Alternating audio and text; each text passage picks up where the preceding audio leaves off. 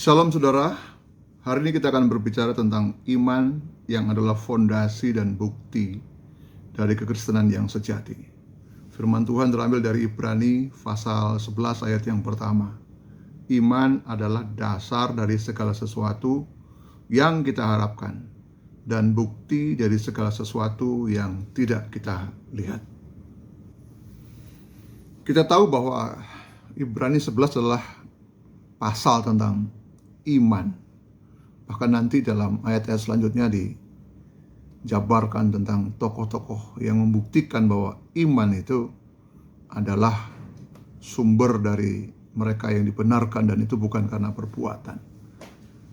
Iman adalah dasar dari segala sesuatu yang kita harapkan dan bukti dari segala sesuatu yang tidak kita lihat. Dari kalimat ini kita tahu bahwa kalimat ini adalah kalimat definisi. Sebelum menjabarkan lebih lanjut, sebelum memberi contoh lebih lanjut, penulis kitab Ibrani memberi sebuah definisi yang tegas dan lugas. Ada dua hal yang dia sampaikan. Iman adalah dasar dari segala sesuatu yang kita harapkan. Yang kedua, iman adalah bukti dari segala sesuatu yang tidak kita lihat. Saudara, inilah definisi yang paradigmatis. Mengapa disebut definisi yang paradigmatis?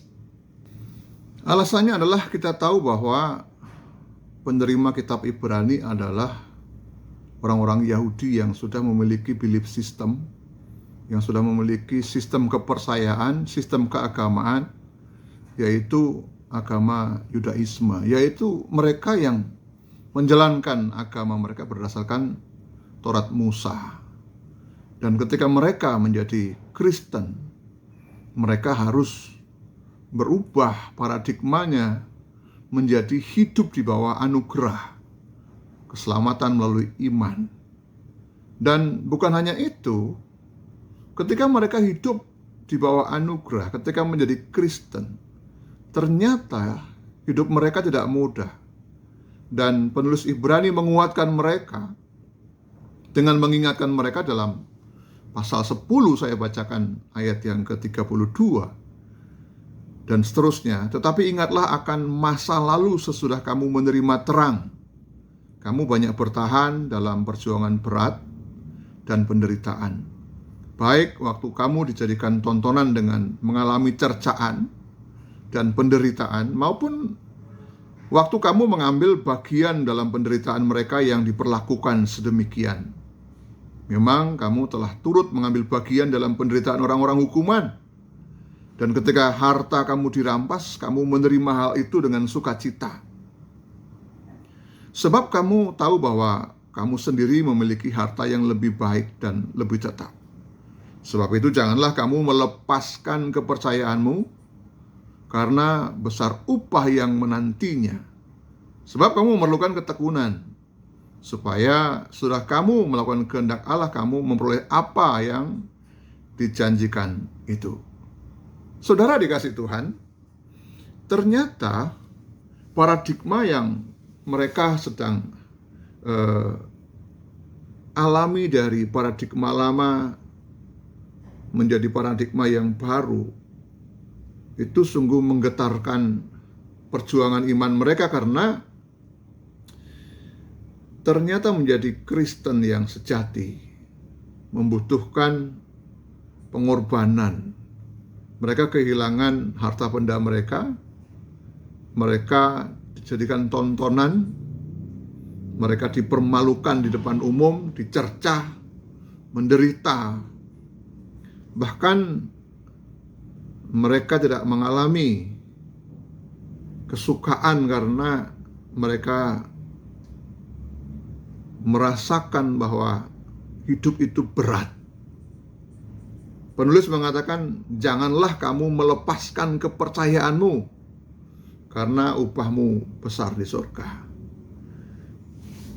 Saudara, penulis pasti juga menyadari bahwa orang Kristen penerima surat ini adalah orang yang sudah mendarah daging, melakukan ritual-ritual keagamaan mereka dengan sistem korban itu. Dan mereka juga sudah sangat mengagungkan keimamatan mereka, yaitu keimamatan di bawah imam besar Harun. Oleh sebab itu penulis membuat satu gagasan untuk meyakinkan mereka, membuat satu persuasi untuk menguatkan iman mereka bahwa imam besar kita adalah Yesus Kristus, imam yang dari keturunan Melkisedek, dan itu adalah imam yang kekal. Dan itu disampaikan supaya tidak meragukan iman mereka, bahwa sekalipun mereka berubah dari paradigma lama, paradigma keimamatan dari imam besar Harun menjadi imam besar Yesus Kristus, paradigma lama di mana mereka hidup dengan melakukan Taurat menjadi hidup karena anugerah. Bahkan mungkin juga paradigma lama, hidup lama yang kalau mereka setia akan diberkati, tidak setia akan dihukum. Tetapi di dalam kekristenan saat itu mereka menerima aniaya, dirampas, bahkan mereka dipermalukan. Oleh sebab itu wajar kalau penerima kitab Ibrani itu bertanya, kalau begitu iman itu apa? Iman itu bagaimana? Jadi saudara, mereka membutuhkan satu fondasi yang kuat untuk mereka memiliki harapan. Mereka juga membutuhkan satu bukti yang kuat untuk mereka melihat sesuatu yang akan mereka terima di masa yang akan datang. Sebelum lebih lanjut bicara tentang fondasi dan arti kekristenan yang sejati, yaitu iman yang adalah fondasi, iman yang adalah arti dari kekristenan yang sejati. Saudara, kita akan berbicara tentang iman yang digagas oleh penulis kitab Ibrani. Penulis kitab ini meyakinkan orang-orang Kristen yang berlatar belakang Yahudi bahwa pembenaran itu sesungguhnya bukan karena perbuatan. Pembenaran itu bukan dari melakukan hukum Taurat. Hal itu nanti akan diungkapkan mulai dari ayat yang keempat, ketika penulis berkata bahwa Habel itu karena iman mempersembahkan korban. Kemudian Henok itu terangkat itu karena iman. Demikian juga Nuh, dia setia melakukan firman, memberitakan kabar baik kepada bangsanya itu karena iman. Bahkan Abraham taat karena iman. Sampai dengan Ishak, Yakub, Yusuf, semuanya itu adalah tokoh-tokoh sebelum adanya Taurat. Dan mereka dibenarkan karena iman, bukan karena perbuatan. Bahkan ketika Musa itu dicantumkan dalam ayat yang ke-24 oleh penulis kitab Ibrani, dikatakan bahwa karena iman Musa setelah dewasa menolak disebut sebagai anak putri Fir'aun. Kenapa Musa yang adalah penulis Taurat sendiri tidak dalam tanda kutip beriman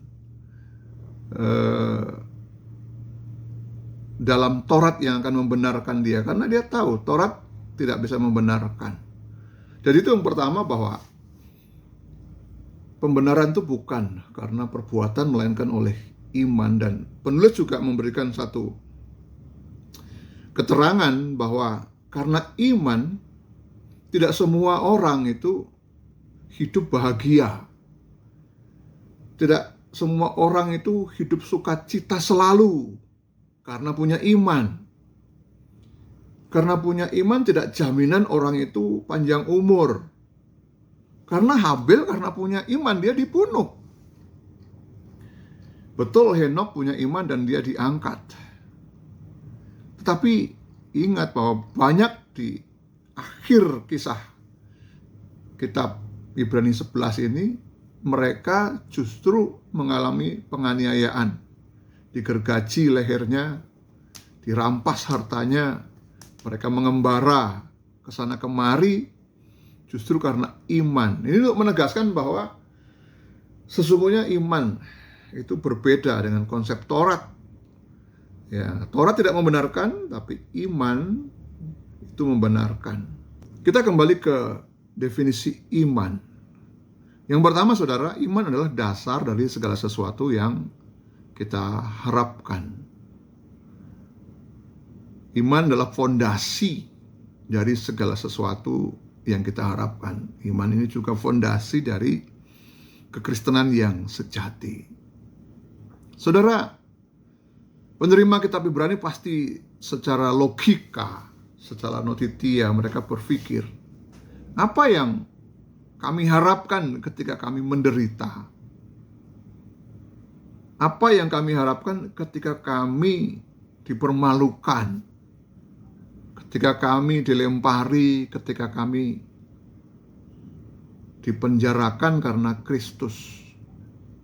Dan penulis Ibrani berkata, sebab kamu memerlukan ketekunan supaya sesudah kamu melakukan kehendak Allah, kamu memperoleh apa yang dijanjikan itu.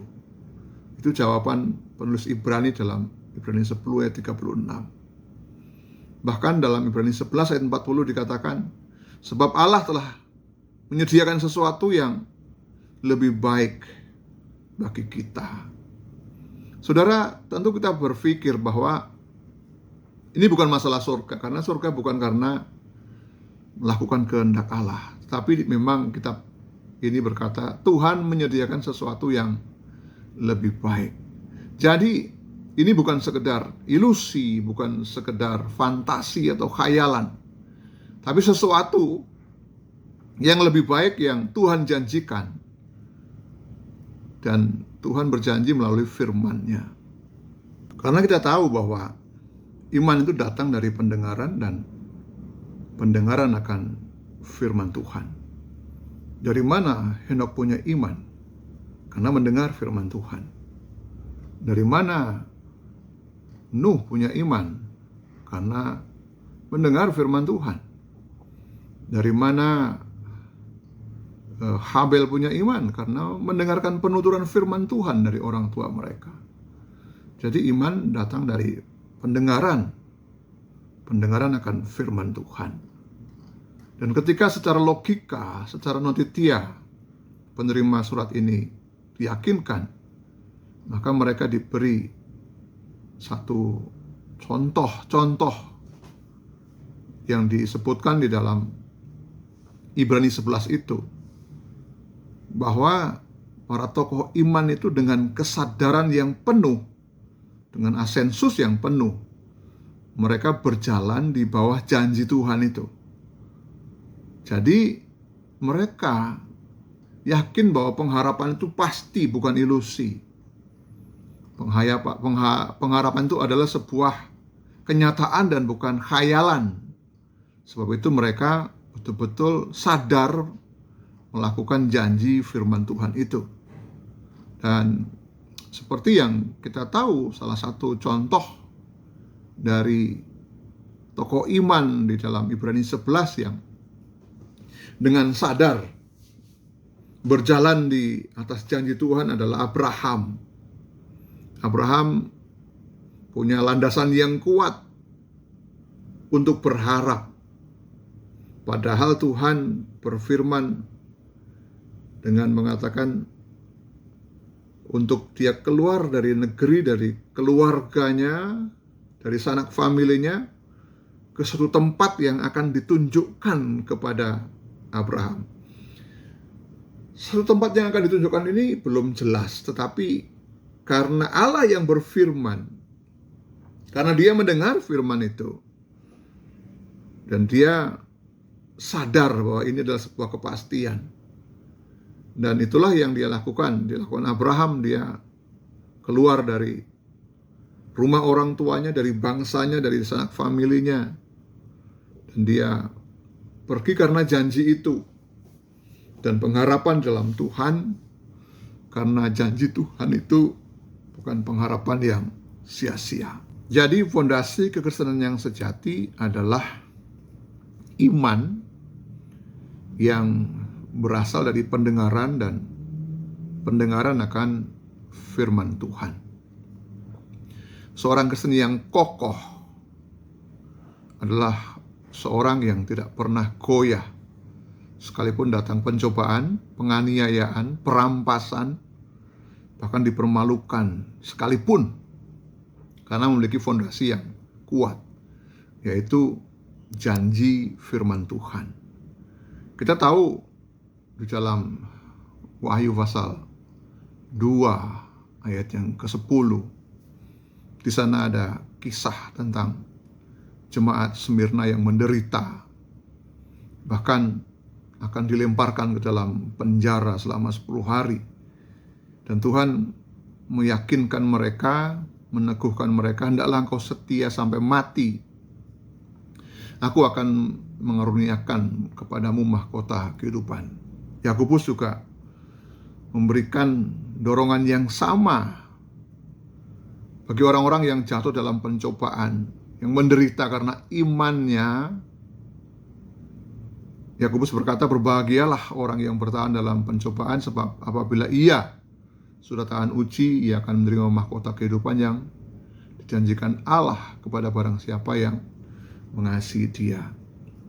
Jadi saudara, kekristenan yang sejati itu adalah kekristenan yang dasar imannya kuat, yaitu mempercayai firman yang adalah janji Tuhan, dan bukan berdasarkan atas sukses, berhasil, kaya, dan sejahtera.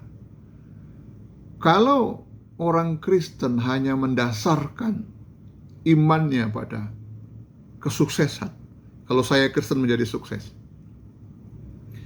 Kalau orang Kristen mendasarkan imannya pada kesembuhan, kalau saya Kristen maka saya pasti sehat dan sembuh. Atau kalau orang Kristen hanya mengharapkan supaya panjang umur, kalau saya menjadi Kristen maka saya panjang umur, sukses, dan sembuh, sehat, maka dia akan kecewa. Karena itu bukan fondasi yang kuat. Fondasi yang kuat adalah Tuhan akan menyediakan lebih baik lagi ketika kita bertahan dalam pencobaan, ketika kita setia. Dan itu yang dikatakan oleh penulis Ibrani, bahwa engkau memerlukan ketekunan, memerlukan kesabaran. Sesudah kamu melakukan kehendak Allah, pasti engkau akan memperoleh apa yang dijanjikan itu. Mungkin kita berpikir, apakah sebagai orang Kristen tidak boleh kaya? Apakah sebagai orang Kristen tidak boleh sejahtera? Apakah sebagai orang Kristen tidak boleh umur panjang dan sukses? Boleh. Tujuan menjadi Kristen bukan menjadi sukses. Tujuan orang Kristen bukan menjadi kaya, sehat, panjang umur. Tapi juga ingat, tujuan orang Kristen bukan supaya menderita. Bukan supaya kita diasingkan, bukan supaya kita mendapatkan perlakuan yang dipermalukan, bukan. Kita menjadi Kristen karena kita dipanggil, dipilih, dan kita harus tinggal dalam panggilan itu, baik kaya maupun miskin. Tinggal dalam pilihan Allah itu, baik sukses ataupun gagal. Tinggal di dalam iman itu, baik dalam keadaan sakit ataupun sehat. Jadi nggak ada lagi yang harus dipertanyakan. Iman itu apa? Ketika kita menderita. Nggak boleh lagi kita bertanya, iman itu apa ketika kita diasingkan, ditolak oleh orang. Iman tetap harus menjadi fondasi kita yang kuat. Pengharapan kita itu fondasinya adalah iman. Karena pendengaran akan firman Tuhan. Sukses nggak sukses, sehat tidak sehat, kaya atau miskin, tetap dalam panggilan Tuhan. Karena kita akan pasti memperoleh apa yang dijanjikan itu. Definisi yang kedua dari iman dalam Ibrani 11 ayat 1 adalah iman itu bukti dari segala sesuatu yang tidak kita lihat. Bagaimana membuktikan segala sesuatu yang tidak kita lihat? Bukti seringkali harus yang kelihatan.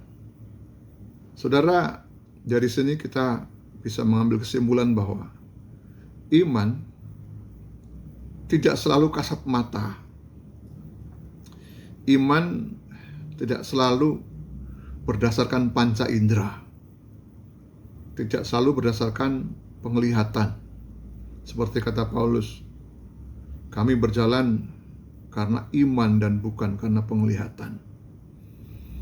Iman juga tidak berdasarkan dengan perasaan. Tapi iman berdasarkan pendengaran akan firman Tuhan.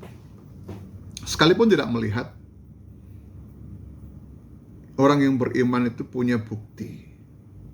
Sekalipun tidak merasakan, orang yang punya iman itu punya bukti. Dan ini perbedaannya orang yang punya iman dengan orang yang tidak punya iman. Saudara dikasih Tuhan, orang yang punya iman bisa merasakan sebelum sesuatu itu terjadi. Ketika Allah berfirman kepada Nuh bahwa akan turun air bah yang menyelubungi bumi, ketika Allah berfirman kepada Nuh akan ada penghukuman atas umat manusia pada waktu itu, sekalipun belum kelihatan, sekalipun belum terasa, tapi Nuh sudah percaya ini akan terbukti. Sebab itu Nuh menyampaikan pesan Tuhan kepada bangsanya, bahkan bukan 1, 2, 3 tahun, lebih dari 100 tahun. Nuh menyampaikan berita bahwa bumi akan ditenggelamkan oleh Tuhan. Dan Nuh ditolak oleh bangsanya. Untuk membuktikan imannya itu, Nuh membangun bahtera sesuai dengan perintah Tuhan. Dan dia bangun bahtera di atas gunung, dan itu menimbulkan Nuh diejek, dipermalukan. Saudara, seringkali bukti dari iman kita itu membuat kita dipermalukan, membuat kita ditolak seperti Nuh. Tapi orang-orang yang punya iman biasanya sudah bisa merasakan, sudah bisa melihat bahwa itu akan terjadi. Mungkin kita juga pernah merenungkan bagaimana ketika Elia berdoa di atas gunung dan berkata kepada bujangnya, "Sudahkah kau lihat tandanya akan hujan turun atau tanda ada awan di langit?" Belum. Dan dia berdoa lagi, "Sudahkah kau melihat tandanya?" Belum. Dan ketika Elia berdoa lagi, "Coba lihat lagi, ada tanda awan segenggam." Keyakinan Elia bahwa hujan akan turun setelah 3,5 tahun tidak ada hujan,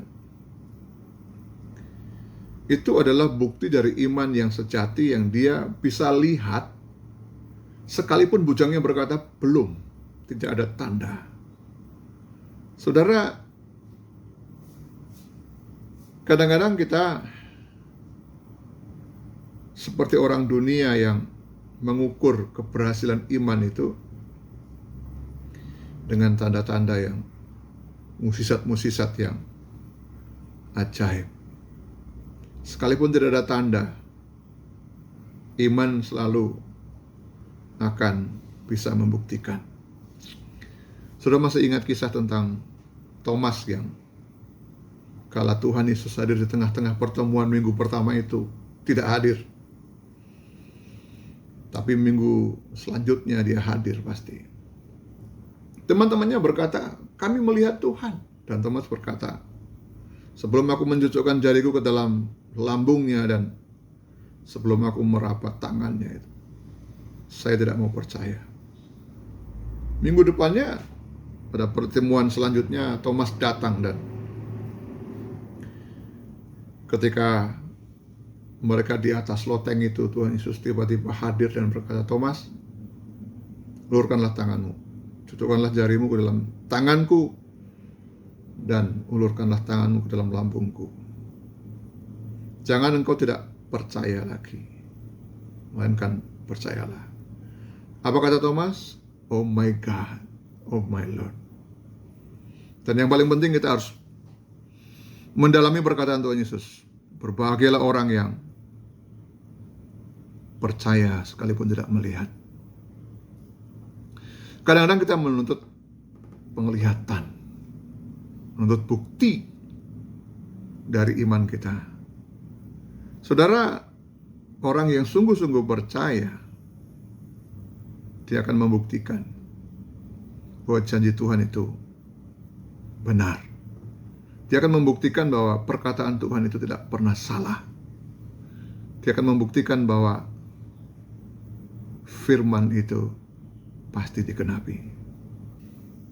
Saudara, sebelum saya menutup dengan kesimpulan dan penerapan, izinkan saya membaca Ibrani 11 ayat 24 dan 25. Karena iman maka Musa setelah dewasa menolak disebut anak putri Fir'aun, karena ia lebih suka menderita sengsara dengan umat Allah daripada untuk sementara menikmati kesenangan dari dosa. Sering kita berpikir bahwa kalau kita memiliki fasilitas sebagai pangeran Mesir, sering kita berpikir kalau kita memiliki kedudukan sebagai orang hebat, pejabat yang kuat seperti Musa di Mesir, kita berpikir bahwa kita bisa menolong orang. Kita berpikir bahwa kita akan menjadi berkat kalau kita diberkati Tuhan. Tapi bayangkan, iman Musa tidak berkata begitu. Iman Musa berkata, saya lebih suka menderita sengsara bersama dengan umat Allah daripada memiliki jabatan, kuasa, tetapi hidup dalam kesenangan dosa. Dua kesimpulan kita yang harus kita terapkan. Yang pertama adalah, saudara, orang Kristen yang harapannya hanya pada kesenangan duniawi, kesembuhan, kekayaan, umur panjang, sukses, maka dasar iman dia tidak kuat. Dia harus mendasarkan imannya pada pendengaran akan firman Tuhan dan hidup dalam kehendak-Nya. Orang itu harus berjuang untuk melakukan firman Tuhan, bukan berjuang untuk sukses. Berjuang untuk tinggal dalam kehendak Tuhan, bukan berjuang untuk sehat. Memang kita harus sukses, kita harus sehat, tapi itu bukan tujuan kita. Tujuan kita adalah tinggal dalam kehendak-Nya. Penerima kitab Ibrani sengsara, dan mereka sedang tidak membuat dirinya sengsara, tapi karena iman percayanya dia ditolak, diasingkan, dirampas hartanya, dan dipermalukan. Tapi penulis kitab Ibrani berkata, engkau harus tekun melakukan firman Tuhan sampai Tuhan membuat janjinya dipenuhi. Apa janjinya? Sesuatu yang lebih baik daripada sekarang. Jadi pertama, pengharapan kita bukan pada duniawi, tapi apa yang tidak kelihatan. Yang kedua, orang yang beriman itu orang yang bertindak, dan tindakan itulah sebagai bukti bukti yang kelihatan. Saudara, iman memang bukti dari segala sesuatu yang tidak kita lihat. Tetapi tindakan kita membuktikan bahwa kita sudah melihat dalam tanda kutip hasil dari iman itu. Kiranya Tuhan menolong kita punya fondasi yang kuat dan melakukan kehendak Tuhan sebagai bukti bahwa kita melihat janji Tuhan. Tuhan memberkati saudara.